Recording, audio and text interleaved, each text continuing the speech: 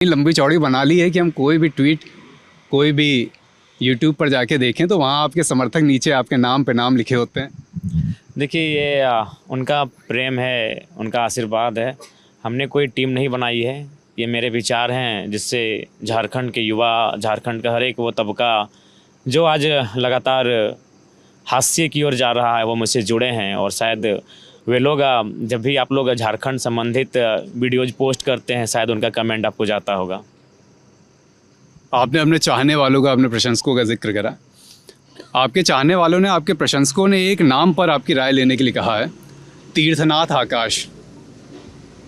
देखिए पुराने मित्र हैं कुछ पल के लिए, लेकिन फ़िलहाल अभी वो हमारे अगेंस्ट से चुनाव लड़ रहे हैं, तो उन पे कोई विशेष चर्चा और विशेष कोई प्रभाव भी नहीं रहेगा उनका। लंबे समय से बातचीत है नहीं है? नहीं, कोई बातचीत नहीं। एक आए थे, भाषा आंदोलन तो साथ में शुरू हुआ। हाँ 1 महीना तक संबंध रहा। 1 महीना के बाद ही हम लोगों ने वे अलग हो गए और फिर वो पत्रकारिता करने लगे और फिर अचानक चुनाव लड़ने भी आए हैं। चुनाव से पहले आए थे हमारी पार्टी से, तो हमने कहा कि रायशुमारी करेंगे तभी कुछ बोल पाएंगे, लेकिन रायशुमारी नहीं बन पाई। टाइगर जयराम महतो ने जिस तरह से टिकट वितरण करे, इस बार विधानसभा में आपकी लंबी चौड़ी तैयारी है, तमाम सीटों पर उम्मीदवार उतर रहे हैं। इस बीच आपने टिकट वितरण को लेकर जो पॉलिसी अपनाई उसमें 2 बातें मुख्य रूप से सामने आई थी। पहली बात थे कुछ पैरामीटर, वो मैं पढ़ के बता देता हूँ कि अलग अलग पैरामीटर्स पर प्रत्याशियों को पॉइंट दिए जाएंगे, जिनमें यह था कि आंदोलन में नेतृत्व के 15 पॉइंट, जनता का फीडबैक इसके 20 पॉइंट, संगठन का फीडबैक इसके 10 पॉइंट। ऐसे ही 7-8 पैरामीटर थे और उनके आधार पर जो कैंडिडेट पैरामीटर सारे मिलाकर जितने पॉइंट अर्जित करेगा उसकी टिकट पाने की संभावना उतनी प्रबल होगी। ये पहला पैरामीटर था आपका टिकट वितरण का, अगर मैं सही बता रहा हूँ। और दूसरा एक पैरामीटर ये सुनने में आया कि एक फॉर्म भरवाया गया कि जो भी टिकट का इच्छुक है वो एक तय राशि देकर फॉर्म भरेगा और उस फॉर्म में अगर आपका फॉर्म सेलेक्ट हुआ तो आपको टिकट मिलेगा, नहीं सेलेक्ट हुआ तो जयराम जी की। तो इन दोनों पैरामीटर्स पे आपके टिकट वितरण कितने खरे उतरे। और जो दूसरा पैरामीटर है उसको लेकर आरोप लगाने वालों का कहना है कि ये तो एक अप्रत्यक्ष तरीके से टिकट के लिए पैसा लेना हो गया। नहीं देखिए, मैं आज भी पुनः कहता हूँ, अगर जिन्होंने मान के चलिए एक विधानसभा सीट से 12, 10, 15 लोगों ने पर्चा भरा था और यदि उनको ये बोल के लिया गया, जो कि मैं उस समय दिल्ली में था इलाज के लिए, अगर ये बोल के लिया गया है कि उनको टिकट के लिए दिया गया है तो आज भी बोलेंगे तो हम उनको पैसा को वापस कर देंगे। चूँकि हमारे पार्टी के संविधान में वर्णित है कि जो हमारे पार्टी के केंद्र पदाधिकारी बनेंगे उनको वार्षिक शुल्क 5,000 रुपये पेमेंट करना होगा। तो हमने वो दोनों काम इसी बहाने कर दिया, क्योंकि आखिर चुनाव के लिए 3 क लोग कहते हैं, कार्यकर्ता, कार्यालय और कोष। आपका कार्यालय होना चाहिए, आपके कार्यकर्ता होने चाहिए और कोष होना चाहिए। तो हम तो कॉरपोरेट से चंदा लेंगे नहीं, और कॉरपोरेट से चंदा लेंगे तो झारखंड को फिर गिरवी रखना होगा। तो हमने जो हमारा फंडिंग हो सकता है, तो इसलिए जो भी हमारी केंद्रीय कोर समिति ने निर्णय लिया था वो काफ़ी सोच समझ के लिया था। तो आज भी अगर कोई कहता है कि हमने आवेदन के नाम पे शुल्क दिया है तो अगर आप हमें टेलीफोन करके कहें हम लोग वापस कर देंगे। अच्छा, चलिए, एक आरोप पे तो आपने स्थिति स्पष्ट की, लेकिन आरोप लगाने वाले हम गढ़वा, पलामू, लातेहार तमाम जगह से होते हुए हमारी चुनाव यात्रा यहाँ पहुँची है। आरोप लगाने वाले 2 नाम और लेते हैं। एक नाम है जमशेदपुर ईस्ट विधानसभा सीट से तरुण जी का। उनका कहना है कि जब भाषा आंदोलन हुआ और जब आपने लोकसभा चुनाव लड़ा उस समय लगातार ये बातें आपके और आपके करीबी लोगों के माध्यम से उठती रहती थी कि जो भाषा आंदोलन के समय सक्रिय रहा था, जिसने सक्रिय योगदान दिया था, जब भी टिकट वितरण होगा तो उनको प्रधानता दी जाएगी। देखिए, मैंने शुरू से कहा है कि 70% आंदोलनकारी चुनाव लड़ेंगे। मेरा हर एक स्टेटमेंट में ये रहा है और हमें लगता है कि 70% से ज़्यादा आंदोलनकारी हैं और विशेषकर प्रभावशाली सीटें जहां हमने विधानसभा में 50,000 वोट लाया। भले चुनाव विधानसभा, लोकसभा हम लोग हार गए थे, लेकिन प्रत्येक विधानसभा वाइज अगर देखेंगे 50,000, कहीं 60,000, कहीं 70,000, 90,000 जहाँ से आया था मैं खुद लड़ रहा हूँ। तो ऐसी लगभग 10 से ज़्यादा सीटें थी। उन 10 से ज़्यादा सीटों पर आंदोलनकारी 100% आंदोलनकारी चुनाव पे लड़े हैं। लेकिन कुछ सीटें ऐसी थीं जहां हम लोग 2,000 वोट लाए थे, 1,000 वोट लाए थे। तो वहाँ हम लोगों ने प्रभावशाली व्यक्ति को चयन किया है जो विगत 10 वर्षों से राजनीति में थे, लेकिन किसी राजनीतिक पार्टी से चुनाव नहीं लड़े थे, और लड़े भी थे तो चुनाव जीते नहीं थे। तो ये रहा लेकिन ओवरऑल जो हमारा बेस रहा, जैसे गोमिया, वहाँ से 70,000 वोट मैंने प्राप्त किए थे लोकसभा में। वहाँ से आंदोलनकारी नेत्री पूजा महतो को चुनाव लड़ा रहे हैं, जो 26-27 साल की एक लड़की है। रामगढ़ में हम लोग 55,000 वोट लाए थे, एक निर्णायक। वहाँ भी एक गरीब गांव के मिट्टी से निकाल कर एक पनेश्वर कुमार के नाम के लड़के को लड़ा रहे हैं। तो बिल्कुल जहाँ से हम लोग प्रभावशाली थे वहाँ हम पे कोई दाग नहीं लगा सकता है। वहाँ 100% टिकट हमने उन्हीं को दिया है जो विगत 2 वर्षों से धरने में, पुलिस की लाठियों का सामना किया, मुकदमों का सामना किया, 2 वर्षों से लगातार हमारे लिए काम किए, वही लोग हैं 100%। उसके बाद जैसे आपने जमशेदपुर की बात की, तो वो एक शहरी क्षेत्र है, वहाँ हम लोग का जो वोट का रेशियो काफ़ी कम रहा। जैसे हम धनबाद में भी 2 सीटें हैं जहाँ हम लोगों ने प्रभावशाली व्यक्ति को दिया है, जहाँ लोकसभा में हम लोग का 2015 वोट था। तो जाहिर सी बात है वहाँ हमको अपना वोट को भी बनाना है, हमें अपने फ्यूचर पॉलिटिक्स का भी रास्ता तैयार करना है। तो उस लिहाज से हम लोगों ने एक ऐसे व्यक्ति को चयन किया जो विगत 2 बार चुनाव लड़े थे और अपने क्षमता से 30,000 40,000 वोट लेकर आते थे। तो ये चयन हुआ है। लेकिन आपके जो समर्थक है वो मांडू से रवि, ईचागढ़ से गोपेश महतो, ऐसे कुछ नाम गिनाते हैं जो आप ही के समर्थकों से हमें अलग अलग जगहों पर सुनने को सही मिले। बात है, चूँकि देखिए जो भाषा आंदोलन में सक्रिय थे, एक सीट में 3-4 हैं, तरुण भी शुरू से हैं। और बिल्कुल मैं उनको कोल्हान की दूसरी यात्रा से जानता हूं। जब मैंने 2022 में कोल्हान की यात्रा की थी, तरुण शुरुआत से हैं। गोपेश भी युवा हैं और तरुण से जूनियर भी हैं, तो उन्हीं 2 में चल ही रहा था। तो 2 में से तो एक ही का चयन होना था। और आपने मांडू की बात कही तो वहाँ 5 थे, रवि भी थे और रवि के अलावा और 2 बिशुनगढ़ साइड के थे। लेकिन जो बिहारी जिनको मैंने चयन किया है वो पहले शख्स थे मांडू का, जिन्होंने हमें मांडू लेकर गए थे और गाँव-गाँव, टोला टोला, मोहल्ला मोहल्ला आंदोलन में सबसे ज़्यादा एक्टिव धरातल पे बिहारी रहते हैं। रवि बैलेंस पर्सन है, रवि एक इंटेलेक्चुअल पर्सन है, लेकिन जब ग्राउंड की बात आई तो वहाँ बिहारी अव्वल दिखे। और फीडबैक के अनुसार ही मांडू का टिकट, चूँकि मांडू मेरी विनिंग सीट है और मैं आपको बताना चाहूँगा मांडू सीट मैं खुद लड़ना चाहता था, मैंने वहाँ तैयारी भी कर ली थी। मांडू मेरी विनिंग सीट है, वहाँ मेरी बिना हाजिरी के 53,000 वोट मिला है। जयराम महतो एक दिन प्रचार करने के लिए भी नहीं गया है, केवल एक वीडियो बना के हम अपील किए तो 53,000 वोट मिला है। तो मांडू मेरी विनिंग सीट है, वहाँ मैंने जो भी किया है वो रायशुमारी और फीडबैक के आधार पे ही किया है। तो मांडू छोड़ के बेरमो और डुमरी का चयन कैसे किया आपने अपने लिए? डुमरी तो खैर चयन होना ही था, मैं पार्टी का केंद्र अध्यक्ष हूँ और डुमरी पूरे झारखंड में सबसे ज़्यादा वोट हमें डुमरी से मिला था, 90,000 से ज़्यादा वोट। दोनों इंडिया गठबंधन और एनडीए गठबंधन को मैंने काफ़ी भारी अंतर से मैंने वहाँ मात दी थी इंडिपेंडेंट होके। तो डुमरी लड़ना तो ही था। दूसरा बेरमो इसलिए चयन किया कि बेरमो जो है वो मेरी वैचारिक दृष्टिकोण से बेरमो सूट है, क्योंकि झारखंड अलग राज्य उद्देश्य करने हुआ उसके बाद भी जो आउटसाइडर्स लोग हैं वो लगातार हमारे नियोजन पे दबदबा बना के रखें, लगातार हमारे माइंड्स पे दबदबा बना के रखें। और धीरे धीरे हम लोगों को ना एक फ्रांस और वियतनाम की एक जो कहानी थी कि वियतनाम के बच्चों को इसलिए फेल कर दिया जाता ताकि वो फ्रांस की बराबरी ना कर पाएँ, वही हाल झारखंडियों के साथ है। जानबूझ के इनको इतना इकोनॉमिकल डैमेज कर दिया गया है कि पॉलिटिकली उनकी बराबरी ना कर पाएँ। तो बेरमो मेरी आइडियोलॉजिकल लड़ाई रही, इसलिए बेरमो मुझे मेरा आना। आप आइडियोलॉजिकल लड़ाई का जिक्र कर रहे हैं, लेकिन आपके जो विपक्षी हैं वो ये कहते हैं कि जयराम महतो की सारी लड़ाई जो है एग्रेशन के दम पर चल रही है। वो इंडस्ट्रियलिस्ट का विरोध करते हैं, जब किसी सरकारी दफ्तर में जाते हैं तो मेज़ पर हाथ पटक के बात करते हैं। और उनका ये कहना है कि आप एक वैचारिक विकल्प उपलब्ध नहीं करा पाए हैं। जैसे हर पार्टी का एक वैचारिक विकल्प एक विचारधारा होती है, उस विचारधारा के स्तर पर वो सवाल करते हैं, सवाल करने वाले, कि अभी टाइगर जयराम महतो की विचारधारा क्या है, वो कौन सी विचारधारा लेके पार्टी आगे बढ़ाएंगे। और अगर वो इंडस्ट्रियलिस्ट का विरोध करते हैं तो इंडस्ट्रियलिस्ट तो रोज़गार भी देते हैं, तो अगर इंडस्ट्रीज़ नहीं रहेंगी तो रोज़गार कहाँ से आएंगे? देखिए मेरे हर एक भाषण को सुनिए, हमने इंडस्ट्रियलिस्ट का कभी विरोध नहीं किया है, हमने उनकी गलत नीतियों का विरोध किया है। आप जिस घटना का जिक्र कर रहे हैं वो बागमारा की घटना है। यहाँ से 25 किलोमीटर 30 किलोमीटर की दूरी में वो विधानसभा पड़ता है, मैं वहीं से अभी होके आया हूँ। वो घटना दरअसल ये है कि वहाँ BCCL है, भारत कोकिंग कोलफील्ड लिमिटेड, और वहाँ लगभग 133 मजदूर BCCL के अंतर्गत कार्य करते हैं। और संजय उद्योग और खेमका नामक 2 आउटसोर्सिंग कंपनी ने टेंडर लिया है BCCL से। अब वहाँ 133 मजदूर काम करते हैं, या तो BCCL के अंडर काम करते हैं या तो फिर संजय और खेमका और उनके अंडर काम कर रहे हैं। लेकिन जब उस मीटिंग में मैं बैठा तो दोनों मुकर गए हैं। BCCL के जो मैनेजर, जनरल मैनेजर थे, उन्होंने भी साफ कह दिया कि ये हमारे मजदूर नहीं हैं। और जो आउटसोर्सिंग एजेंसियां जिन्होंने टेंडर लिया है उन्होंने भी साफ कह दिया ये हमारे मजदूर नहीं हैं। तो ऐसी परिस्थितियों में आप भी अगर मेरे स्थान पर होते हैं तो स्वाभाविक है, 29 साल की आयु, आक्रामक होना, गुस्सा होना स्वाभाविक है। मतलब आप सोच भी नहीं सकते हैं कि अंग्रेज़ों के कालखंड में जितना दुराचार हमारे साथ नहीं होता था उससे कई ज़्यादा गुना दुराचार आज हमारे साथ होता है। तो स्वाभाविक है, वो मेरी प्रतिक्रिया स्वाभाविक थी और भविष्य में जब जब ऐसा अन्याय होगा मेरी प्रतिक्रिया वही प्रतिक्रिया सामने आएगी। अब यहाँ मेरे आपके इसी जवाब से 2 सवाल हैं छोटे छोटे।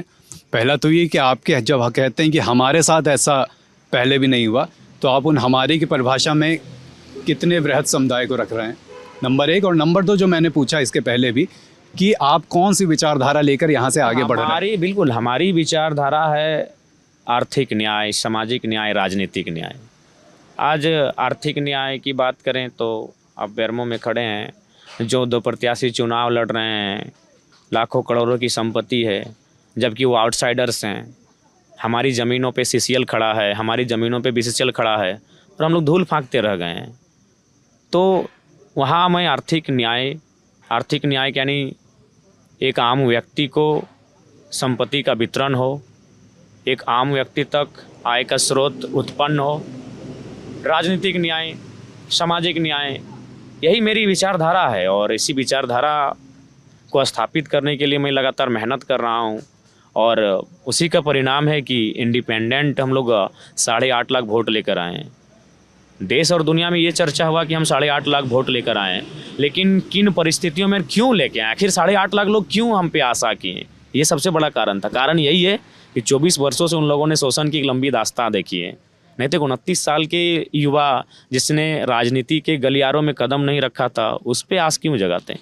उन्हें एक नई आस दिखी, वो आस दिखाने वाला कोई हो, हमारी जगह कोई और भी होता तो उनका साथ देते हैं। तो कारण यही कि 24 वर्षों से जो शोषण की दास्तां उन्होंने देखी, उसी दास्तां को ख़त्म करना चाहते हैं और उन्हें लगा कि ये युवा हमारी आवाज़ बन रहा है, उन्होंने अपना आशीर्वाद दिया हमें। क्या विधानसभा चुनाव से पहले टाइगर जयराम महतो से राज्य की किसी बड़ी पार्टी ने संपर्क किया था? नंबर 1। नंबर 2 सवाल कि क्या लोकसभा चुनाव से पहले धनबाद से भारतीय जनता पार्टी के प्रत्याशी ढुल्लू महतो ने आपसे संपर्क किया था? देखिए, सबसे पहली बात, ढुल्लू महतो चूँकि धनबाद से हैं और मैंने चुनावी मूड में आने से पूर्व भी हम लोग कभी खेल के मैदान में हम एक फुटबॉलर, वो एक अतिथि के रूप में आमना सामना हुआ है और परिचय अच्छा रहा है। हालांकि राजनीतिक विचारधारा भिन्न है और आगे क्या हुआ अलग विषय है, लेकिन मुलाकातें हुई हैं। और जहाँ तक चुनाव का दरमियान, क्या उन्होंने आपसे लोकसभा चुनाव में मदद मांगी थी? नहीं, देखिए मदद नहीं, लेकिन एक घटना याद आती है कि शायद कहीं उनको रोका गया था, तो रात के 2 बजे उन्होंने कॉल लगाया था हमको डायरेक्ट। और थोड़ा सा चूँकि आयु में भी हमसे बड़े हैं और भले पार्टी अलग है, विचारधारा अलग है, लेकिन बड़ा भाई होने के नाते थोड़ा सा मैंने बोले हमको, मैंने थोड़ा सा डांट के टाइप से बोले कि ये क्या हो रहा है, तुम्हारे लड़के हमको घेर के खड़े हैं, ये गलत बात है। तो फिर हम बोले स्पीकर ऑन कीजिए, लड़कों से बात कराइए। तो हम बोले कि आप प्रचार के लिए उनको जाने दीजिए। तो यही उनसे एक बार रात 2 बजे बात हुई थी। और रोका क्यों गया था आपके समर्थकों के द्वारा? देखिए, हमारे समर्थक थोड़ा सा एक बड़े जुनूनी हैं और चूँकि रात 10-11 बजे का मामला था और वे दूसरे प्रत्याशी को शायद अपने क्षेत्र में नहीं प्रवेश करना देना चाहते थे, जो कि मेरे हिसाब से गलत है। तो मैंने खुद उनको मना किया कि नहीं, आप प्रचार के लिए नहीं रोक सकते हैं, आप वोट ना करें वो अलग विषय है। तो फिर हमने उनको स्पीकर ऑन करके कहा और ऐसी कोई उनसे बातचीत हमारी नहीं हुई है। और जहाँ तक आपने और एक सवाल किया पार्टी का, हाँ, लोकसभा चुनाव से पहले भी पर मैंने लोगों ने संपर्क साधा था और विधानसभा चुनाव में तो किसी ने 6-7 सीट, तो किसी ने 9 से 10 सीटों तक का भी ऑफ़र दिया था, तो किसी ने राज्यसभा सांसद के भी टिकट के लिए ऑफ़र किया था। लेकिन चूँकि आंदोलन की उपज पार्टी है, उम्र 29 साल है और धीरज, लॉन्ग टर्म पॉलिटिक्स का होना बहुत आवश्यक है। एक विजन के साथ हम लोग निकले हैं, तो हमने उनके सारे जो ऑफ़र्स थे उनको सिरे से खारिज किया। जब आपने इतना बता दिया तो ये भी बता दीजिए कि ऑफ़र आए कहाँ से थे? नहीं, देखिए, चूँकि कुछ चीज़ें प्रोटोकॉल होती है। दिल्ली से कि रांची से फ़ोन आया?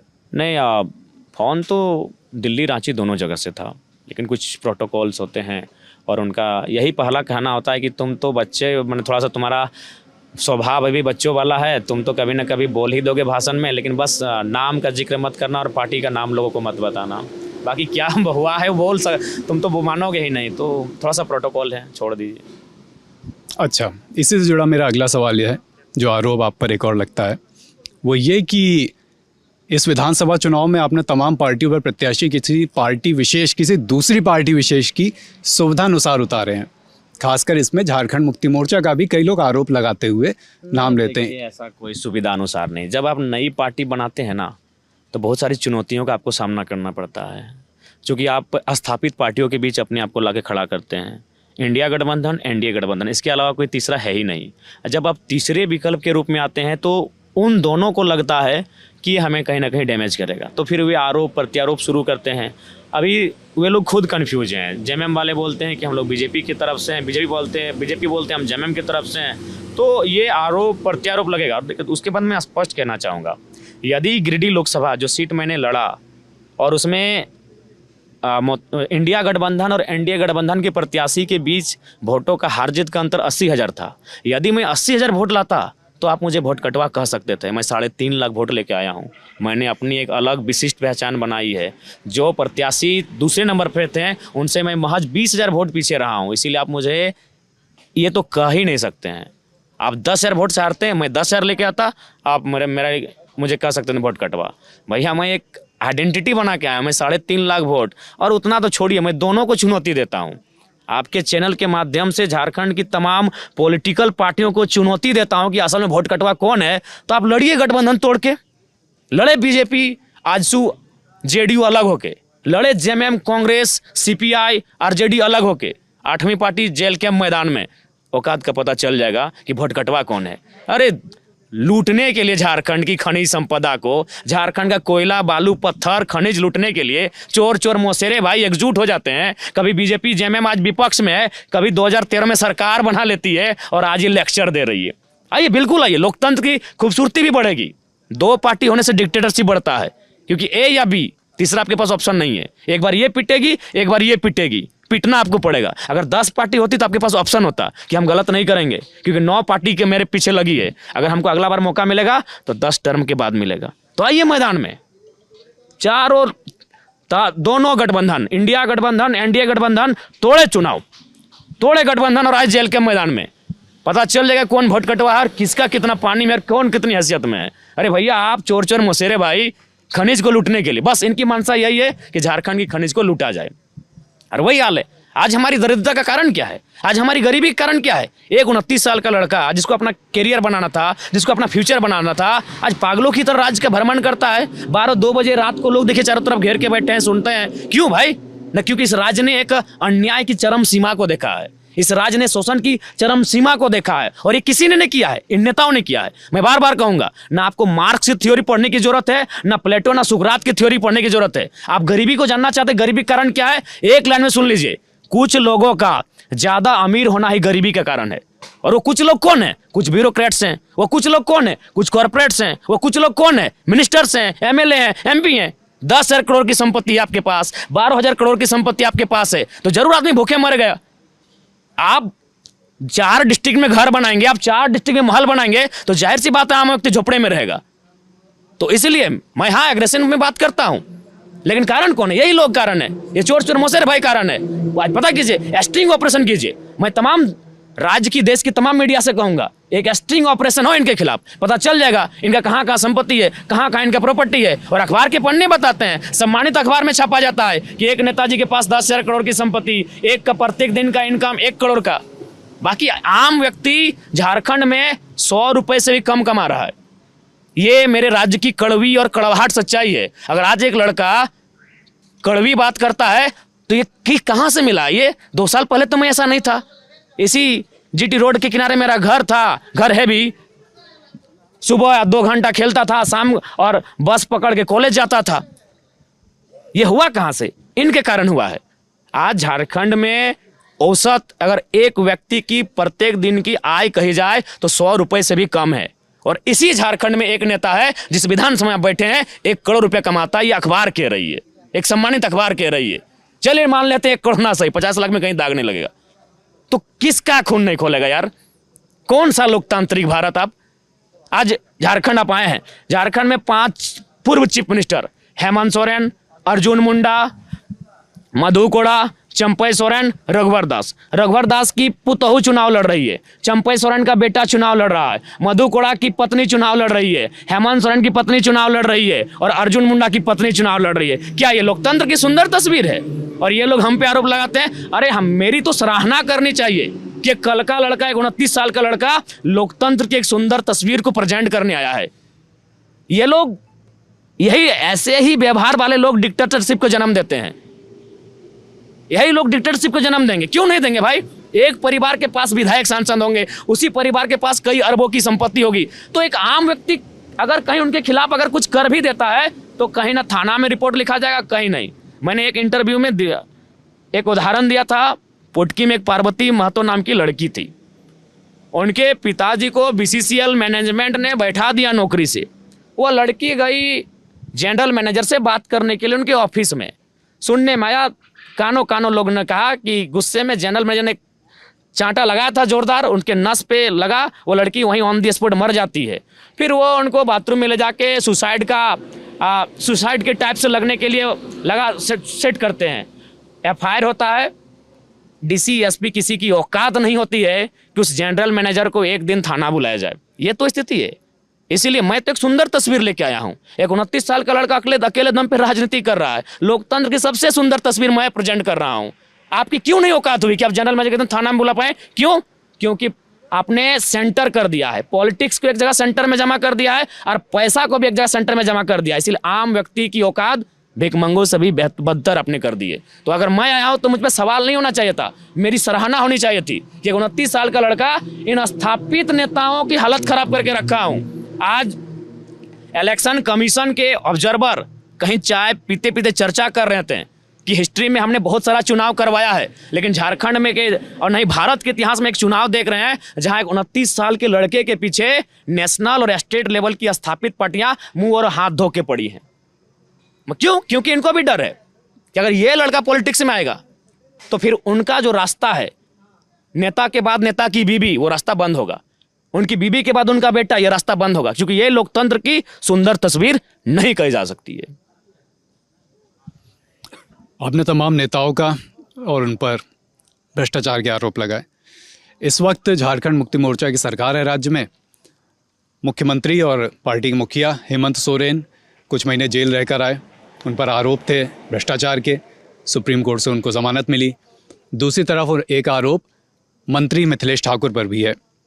ये 2 बड़े आरोप भ्रष्टाचार के इस सरकार पर है। हालांकि मामले में हेमंत सोरेन को बेल मिल गई और मिथिलेश ठाकुर के करीबियों पर आरोप है, उनके भाई पर छापे पड़े, उनके PS पर छापे पड़े ED के। नंबर 1। नंबर 2, इस सरकार पे एक बड़ा आरोप है कि छात्र हित में सरकार सुनियोजित अच्छे कदम, ठोस कदम नहीं उठा पा रही है, जिसमें एक बड़ा मुद्दा JSSC CGL का है। इन दोनों मुद्दों पर आपकी क्या राय है? नंबर 1। और नंबर 2 कि आपके पास इन दोनों भ्रष्टाचार के क्षेत्र में और छात्र हित के लिए आपके पास क्या एक्शन प्लान है?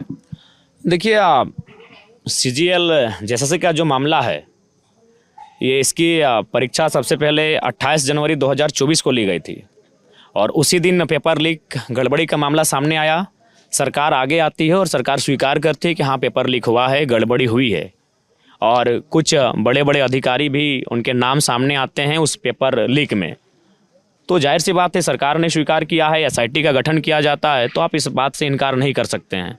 और विभिन्न अखबार के पन्नों के माध्यम से ये भी जानकारी मिली थी कि उस समय जो पेपर लीक हुआ था 27 लाख में पेपर बेचा गया था। तो फिर वो सितंबर महीने में फिर से उसी को पुनः एग्ज़ाम लिया जाता है, री एग्ज़ाम लिया जाता है, और इस बार भी छात्र धरने पर बैठे थे। लाखों की आबादी में रांची में छात्र धरने पे बैठे थे, लेकिन चूंकि आचार संहिता, इलेक्शन आ गया, इसीलिए वो धरने से वापस हो चुके हैं। तो ये तो सच्चाई है इस राज्य की कि जिनको सत्ता की चाबी मिलती है, जिनको सत्ता में मौका मिलता है, वो अक्सर सीटों को बेचने का कार्य करते हैं। इससे पहले JPSC में भी 5वीं JPSC हम कटघरे में थी, वहाँ मिनिस्टर्स और बहुत सारे विधायक उनके रिश्तेदार का सिलेक्शन हुआ था, जबकि आम लोग कहते हैं कि उनके जो विधायक के जो रिश्तेदार हैं वो उतने तो ब्रिलियंट नहीं थे कि JPSC को क्रैक करते। ये आम लोग जो उस गांव के आसपास के लोग हैं, तो ये झारखंड में जेपीएससी को खरीदा जा सकता है, ये सिस्टम है। सीजीएल का हाल अभी बहुत बुरा है। अब रहा हम लोग सरकार में आते हैं, तो सबसे पहले हम लोग अपने घोषणा पत्र में भी लिखे हैं कि हम लोग एक विशेष टीम का गठित होगा, और हम लोग जहाँ तक एग्ज़ाम की बात है, हम लोग फ्री और फेयर एग्ज़ाम करने के लिए ऑनलाइन जो मेथड है उसको अपनाएंगे। और कैलेंडर्स, चूँकि सरकार हमारी जब से बनी है, कभी 6 सालों में कभी 5 सालों में एग्ज़ाम लिए जाते हैं, तो हम लोग एक नियमित परीक्षा ली जाएगी। इसके लिए सरकार के माध्यम से कैलेंडर होगा, और चूँकि हमें लगता है कि हमारा सिलेबस भी सरकार के माध्यम से होगा ताकि छात्रों को सुविधा हो। ठीक बात। हमने जो आप पर आरोप लग रहे हैं उन पर भी बात कर ली, और जो सरकार पे आरोप लग रहे हैं उस पर भी बात कर ली। अब कुछ ऐसे मुद्दे हैं, कुछ ऐसे विषय हैं जिस पर मैं आपकी राय चाहूँगा संक्षिप्त रूप से। पहली इसमें टॉपिक है कुर्मी समुदाय को एसटी का दर्जा। इसकी लंबे समय से मांग होती रही है। इसके पक्ष में और इसके विपक्ष में सब लोगों के अपने अपने तर्क हैं। इस पर आप क्या सोचते हैं? देखिए, कुर्मी समुदाय जिनकी आज दशकों से मांग रही है सूचीबद्ध होने की, और मेरे जन्म से पूर्व, संभवतः शायद मेरे पिताजी के जन्म से पूर्व ये मांग रही है। और चूँकि ऐतिहासिक दस्तावेज, हमारी ऐतिहासिक तमाम चीज़ें इस बात को स्पष्ट करती है, जब अंग्रेज़ों का कालखंड था और जब अंग्रेज़ों का तमाम सर्वे 1871, 81, 91, 1931 तक हम लोग ट्राइब्स की सूची में थे, और 1931 में शायद प्रिमिटिव ट्राइब से उसे नोटिफाइड किया गया था, और उस समय तक कुर्मी कम्युनिटी बाकी जो समुदाय हैं उनके साथ ट्राइब की लिस्ट में थे। उन्हें 1950 में विदाउट नोटिफिकेशन बाहर कर दिया जाता है। इसके पीछे सबकी अपनी अपनी दलीलें होती हैं, लेकिन मैं जहाँ तक मैं समझ पाता हूँ और जहाँ तक मेरा निजी तर्क है, उसका कारण यही था कि 1907 में टाटा जमशेदपुर में जोरदार ज़मीनों का अधिग्रहण होता है। गांव वालों की ज़मीनें, जिनमें कुर्मी के शायद 18 गांव थे और संथाल हो के 14 गांव के आसपास, ऐसा लोग कहते हैं। तो उसके बाद क्या होता है कि अंग्रेज़ थोड़ा सा उनमें ह्यूमैनिटी थी, उन्होंने 1908 में CNT कानून को लगा दिया।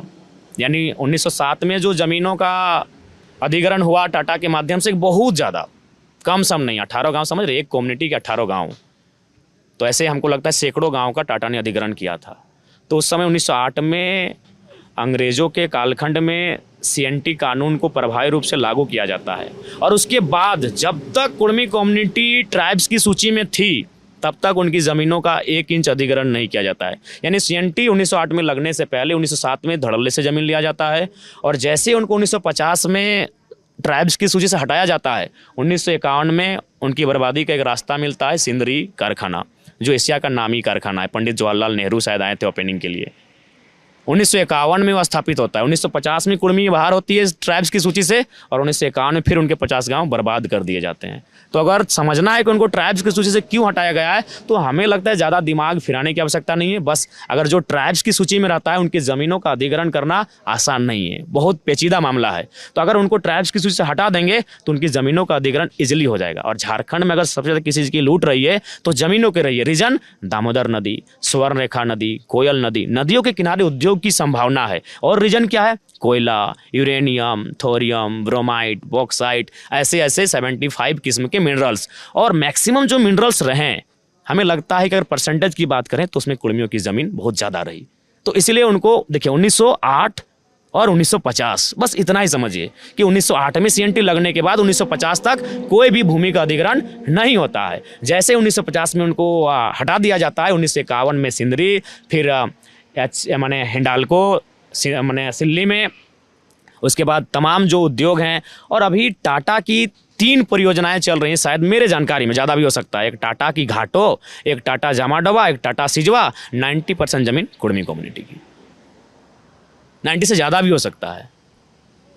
तो रीज़न यही था। तो इसीलिए मेरा मानना है अभी राज्य में थोड़ा सा विवाद होता है, चूँकि कई वर्ष हो गए हैं कुर्मी का ट्राइब्स की सूची से बाहर आना। तो ऐसा बाकी जो ट्राइब्स की सूची में भी हैं 35-36 समुदाय, उनको लगता है कि अगर उनकी एंट्री होगी तो हमारा जो रिजर्वेशन है उसमें दखल होगा। तो मैंने वो तर्क भी दिया है कि एक नया कॉलम तैयार हो, जिससे फार्मिंग ट्राइब्स, कोई नया ट्राइब्स से एक नया कॉलम तैयार हो, जिसमें उस कौम को सूचीबद्ध किया जाए और उनकी जो मांग है उसे सुरक्षित और संरक्षित किया जाए। विवाद भी समाप्त हो जाएगा और संवैधानिक देश में एक कौम जो विगत कई वर्षों से मांग रही है उसका अधिकार भी मिल जाएगा। ऐसे भारत एक संवैधानिक देश है और इस देश में संविधान के आर्टिकल 48 क में इस बात का विवरण है कि यहाँ वन्य जीवों का अधिकार है। जो लोग जंगलों में रहते जीव जंतु उनको जीने का अधिकार है। तो कुड़मी कौम तो इंसान है जिनकी ज़मीनों में मैक्सिमम कोयला आपको मिला है। तो अगर ये कुछ मांग रहे हैं तो एक नया कॉलम बना के उसका नया ट्राइब्स का नाम देके फार्मिंग ट्राइब्स ETC संरक्षण देना चाहिए। उनकी भाषा जो कुड़माली है। तो मैं उस विवाद से परे एक नए सामंजस्य का पक्षधर हूँ। एक अगला मुद्दा और ये आखिर मेरा सवाल रहेगा जिस पर मैं आपकी राय चाहता हूँ, वो है सरना कोड और खतियान का मुद्दा।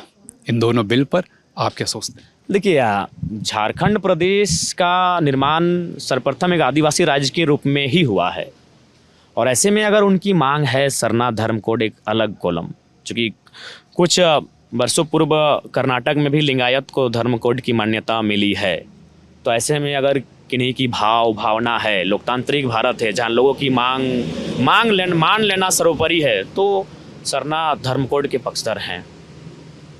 और जहाँ तक अपने खतियान का सवाल किया, चूँकि झारखंड जब अलग हुआ है तो यहाँ के सभी वर्गों ने, सभी तबके के लोगों ने इस राज्य को अलग करने के लिए एक संघर्ष किया है। तो जब राज्य को अलग करने के लिए संघर्ष किया है, संघर्षों के परिणाम स्वरूप ये राज्य मिला है, तो ये राज्यवासियों का जेन्युइन अधिकार है कि उनको एक मिले आइडेंटिटी, इस राज्य में उनको स्वराज्य का अनुभव मिले जो कि संघर्ष का राज्य है। अगर इस राज्य में उनको स्वराज्य का अनुभव नहीं मिलेगा जो संघर्ष का राज्य है, तो फिर इस राज्य के लड़ के लेने का कोई आशय ही नहीं है। तो इसलिए एक डोमिसाइल पॉलिसी बने, सटीक डोमिसाइल पॉलिसी बने और वो खतियान के आधार पे बेहतर हो सकती है। इन दोनों बिल को झारखंड मुक्ति मोर्चा सरकार का कहना है कि हमने दोनों बिल पास करे और दोनों दिल्ली जाकर अटके हुए हैं। भारतीय जनता पार्टी का कहना है कि सरकार की नीयत में खोट है। आपको क्या लग रहा है, रोड़ा कौन अटका रहा है? देखिए, जब आप मेरा इंटरव्यू ले रहे हैं तो एक गांव के अभी फिलहाल ठीक है, हम पार्टी केंद्र अध्यक्ष हैं, लेकिन एक सदन के बाहर के लड़के का इंटरव्यू ले रहे हैं। हम जीत के सदन में जाएंगे, चीज़ों का अध्ययन करेंगे, रोड़ा कहाँ है, उस रोड़ा की जो समस्या है उसका समाधान करेंगे। खतियान में 1932 का जो पैरामीटर है, इस पर लोगों के अलग अलग मत हैं। किसी का कहना है कि 1932 से खतियान को जोड़ना, 1932 का आधार मानकर मूल निवासी तय करना ठीक है। कुछ का कहना है कि ये थोड़ा सा पहले है, हम 1950-52 में यहाँ आ गए तो क्या आप हमें मूल निवासी नहीं मानेंगे? देखिए, सबसे पहली बात, वसुधैव कुटुंबकम इस भाव को मानने वाला ये देश है और आदिवासी कल्चर के जो लोग हैं उनका भी दिल बहुत बड़ा होता है। अंग्रेजों ने भी इस बात को माना था कि आप उनकी ज़मीनें मांगेंगे तो वे जंग छेड़ देंगे। लेकिन कागज पे किस आधार पे? मैं ये बात को पूरी कर रहा हूँ। उन्होंने भी माना था इनका दिल बहुत सरल है, भोले भाले लोग हैं। तो अगर जो लोग इस बात का दावा कर रहे हैं कि 1952 से वे लोग रहते हैं, तो हमने भी तो कहा एक श्वेत पत्र जारी होगा। श्वेत पत्र का मतलब जो आप लिख के देंगे उससे आप पीछे नहीं हट सकते हैं। तो जिन लोगों को ये लगता है कि वो झारखंड के निवासी हैं, तो श्वेत पत्र एक बनेगा और उस पत्र में ये तय हो जाएगा। चूँकि आप अगर दोनों राज्यों में अपनी पहचान बना के रखे हैं, आप बिहार से भी संबंध रखे हैं, उत्तर प्रदेश से भी संबंध रखे हैं, बंगाल से भी संबंध रखे हैं और झारखंड से भी संबंध रखे हैं, तो ये संवैधानिक दृष्टिकोण से ही अवैध है। क्योंकि भारत का संविधान आपको एक राज्य के मूल निवासी होने का कारण कहता है, तो संवैधानिक दृष्टिकोण से ही अवैध है। तो अतः अगर कुछ लोग इस भूभाग में आके रह गए हैं, बस गए हैं, पर शर्त है उनका अपने भूभाग से नाता टूट गया है, तो ऐसी परिस्थिति में एक श्वेत पत्र बनाएंगे। एक श्वेत पत्र का सरकार हम लोग पक्षधर रहेंगे और उन पर विचार करेंगे। एक सवाल और मेरा आपसे है कि बीते दिनों हमारा एक कार्यक्रम होता है जमघट, जिसमें हम अलग अलग राजनेताओं के इंटरव्यू करते हैं। उसमें सुदेश महतो जो आजसू पार्टी के मुखिया हैं, उन्होंने आपका जिक्र करा और ये कहा कि आप आतंक फैलाने का काम कर रहे हैं राज्य में। वही आपकी एग्रेशन की पॉलिसी, मेज पर हाथ पटक के बात करने वाला अंदाज, तमाम जगह आप जो भाषण दे रहे हैं जनसभाओं में, उनको आधार मानते हुए सुदेश महतो के इस बयान पर जयराम महतो की क्या प्रतिक्रिया है? देखिए, सबसे पहली बात, सुदेश महतो से हमारा वैचारिक मतभेद हो सकता है, लेकिन हम बड़ा भाई मानते हैं। और उस शख्स ने इस राज्य की बागडोर को लगातार 1 दशक से ज़्यादा संभाला है मंत्री पद में रहकर। और उसके बाद अगर एक युवा, साधारण सी युवा जो 2 वर्ष पहले जिसकी कोई पहचान नहीं थी, जिस उम्र में उसे अपनी करियर, फ्यूचर और इश्क की कविताओं पे गौर फरमाना चाहिए था, वो एग्रेशन की बात करता है, तो उसमें सुदेश महतो जैसे शख्स लोग ही जिम्मेदार हैं। आप कई एक दशक से ज़्यादा आप मंत्रालय को संभालें और आप इस राज्य की मूलभूत समस्याओं का समाधान नहीं कर पाएँ, ये ताज्जुब की बात है। तो इसलिए अगर ये इस प्रकार का बयान दे रहे हैं जो जिम्मेवार पदों पर कई वर्षों से रहे हैं, तो कहीं ना कहीं सोचनी है और उनके कार्यकाल पर एक सवाल चिन्ह खड़ा होता है। और देखिए, फिलहाल उनकी जो राजनीति है वो जनता से काफ़ी उब चुकी है। अगर उनकी राजनीति अगर सही होती तो सुदेश महतो के राजनीति में रहते जयराम महतो का उदय नहीं होता आज। और वास्तव में यही है। आप अगर गांव में जाके अगर पूछें एकदम साधारण से साधारण व्यक्ति से, तो लोग यही कहेंगे कि सुदेश महतो को लोग सुदेश भैया, सुदेश दादा के रूप में देखना चाहते हैं, लेकिन वो सुदेश सर और सुदेश बाबू बन गए हैं। इसलिए वो आम जनता की राजनीति से कट गए हैं। अब वो अपने हिसाब से राजनीति करते हैं, मुद्दों की राजनीति नहीं करते हैं। हाँ, ये और बात है कि जब से मेरी एंट्री हुई है वे लोग मुद्दों पे बात करने लगे हैं, नहीं तो मुद्दों को लगभग उन्होंने भुला ही दिया था। तो इसलिए अगर एग्रेशन या फिर आतंक जैसी भाषा आप कहते हैं, तो पहले आप अपने आप को टटोलिए कि आखिर एक युवा क्यों इतनी आक्रामक व्यवहार के साथ राजनीति कर रहा है, क्या कारण है। जबकि मैं एक युवा हूँ, वो 50 की उम्र लगभग पार कर चुके हैं, हमारी और उनकी आयु में 20 वर्षों का अंतर है। तो बैलेंस होके तो हमको चलना चाहिए था कि हमारा लॉन्ग टर्म पॉलिटिक्स है, हम तो यही अभी शुरुआत कर रहे हैं राजनीति की, तो हमको तो बैलेंस होके चलना चाहिए था, हमको तो अपने आप को बचा के चलना चाहिए था। लेकिन हम लगातार माफियाओं को आड़े हाथ लेते हैं, चाहे वो कोयला माफिया हो, ज़मीन माफिया हो, यहाँ तक कि हम IAS IPS को भी कटघरे में लगे खड़ा कर देते हैं। यही आपके जहाँ खड़े हैं, यहाँ इस जिला के एक DC थे, उनकी अर्धांगिनी बगल के एक फैक्ट्री में 1,17,000 रुपये का पेमेंट उठाती थी। हमें जानकारी मिली, हम सीधे मीडिया में बात को उछालें, उन्होंने खुद अपनी पत्नी को कहा कि नौकरी छोड़िए। तो अगर गलत कोई करता है तो हम उसको सीधे आड़े हाथ लेते हैं, चुनौतियों के साथ उनका मुकाबला करते हैं। तो हम इतने लोगों को अपना दुश्मन क्यों बनाते हैं? एक 29 साल का लड़का इतने बड़े बड़े पदाधिकारियों को अपना दुश्मन क्यों बनाता? तो कहीं ना कहीं कारण ये है कि उन्होंने मुद्दों की राजनीति करना छोड़ दिया है। इसीलिए मैं मुद्दों की बात करता हूँ, और मुद्दों की बात वही करते हैं जो मुर्दे नहीं होते हैं। तो जिंदा है भैया, मुद्दों की बात करेंगे। BCCL हमारी ज़मीन पे, CCL हमारी ज़मीन में, ECL हमारी ज़मीन में, CMPDI हमारी ज़मीन में। कोयला की 8 महत्वपूर्ण यूनिट में से 4 यूनिट झारखंड में है और उसका हेडक्वार्टर कलकत्ता में है। ये अन्याय केवल और केवल झारखंड के साथ होता है। DBC की तमाम परियोजनाएं धनबाद बोकारो में है, हेडक्वार्टर कलकत्ता में है। ये अन्याय केवल झारखंड के साथ ही हो सकता है। आप अगर नागपुर का संतरा खरीद के लाते हैं झारखंड, तो रेट बढ़ जाता है। आप अगर कश्मीर का सेब खरीद के झारखंड लाते हैं तो रेट बढ़ जाता है। आप यदि नासिक का अंगूर खरीद के झारखंड लाते हैं तो रेट बढ़ जाता है। आप यदि तमिलनाडु का नारियल खरीद के झारखंड लेके आते हैं तो रेट बढ़ जाता है। लेकिन झारखंड के कोयले का रेट पूरे इंडिया में एक ही मिलता है भाई। ये अन्याय केवल झारखंड के साथ होता है। तो उस अन्याय की पृष्ठभूमि से निकला एक लड़का है, एग्रेशन की बात करेगा। जिनको हमारा एग्रेशन समझना है, उन्हें झारखंड में 6 महीना बिताना होगा। उन्हें झारखंड के लोगों में लगे हुए आग को भी समझना होगा, लोगों के दिल में जो आग लगा है उसे भी समझना होगा, और उनकी ज़मीनों के नीचे कोयला कोड़ते कोड़ते जो आग लगी है उस विषय को भी समझना होगा। उस धुएं से कैंसर की बीमारी लेके 50 और 45 साल की उम्र में जो मर रहे हैं हमारे लोग, उस दर्द को भी समझना होगा। एक साथ एक कोलियरी में कभी 275, कभी 268 लोग नीचे दब के मर जाते हैं, उस दर्द को भी समझना होगा। तो आज अगर एक लड़का एग्रेशन की बात कर रहा है झारखंड की पृष्ठभूमि में, ये अन्याय की पृष्ठभूमि आज बन चुकी है। आज एक हैदराबाद की कंपनी आती है, कहीं कोयला खनन का ठेका लेती है और 5 सालों में 5-4 करोड़ कमा के निकल जाती है, और हम उतने काबिल नहीं बन पाए कि दिन में 500 रुपये कमा सकें।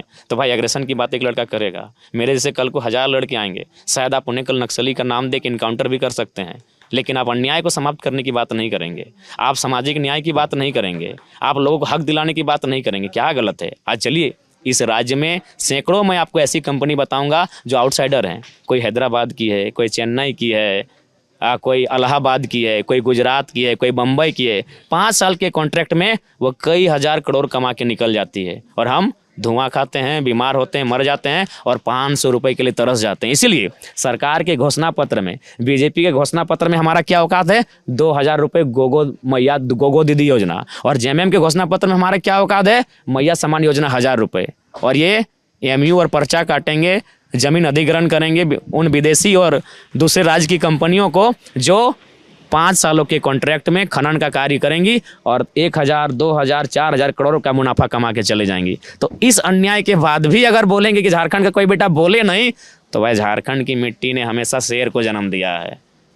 कभी ना कभी कालखंड में कोई ना कोई बच्चा आएगा जो हुमच के अपने अधिकार की बात करेगा, आंख दिखा के आपके अधिकार की बात करेगा। हाँ, ये और बात है कि आप उन्हें नक्सली का नाम दे देंगे, हो सकता है, लेकिन अधिकार की बात। आइए, झारखंड को जानना है, जयराम महतो के एग्रेशन को जानना है तो दिल्ली में बैठ के नहीं होगा भैया। आप गांव आइए, हमारे गांव में समय बिताइए, धनबाद की कोयला की खानों का दौरा कीजिए, तमाम जो बड़ी बड़ी नेशनल मल्टीनेशनल कंपनियां यहाँ काम कर रही है, वहाँ मजदूरों के साथ जो जानवरों जैसा दुर्व्यवहार हो रहा है, उस दुर्व्यवहार को समझिए। एक बात बताइए, आखिर मेरे एग्रेशन को 95% लोग क्यों पसंद करते हैं मालूम है? अगर मेरा वीडियो अगर 50 लाख लोग देखते हैं ना, तो उन 50 लाख से ज़्यादा लोग पसंद करते हैं कि हाँ ये सही है। क्यों?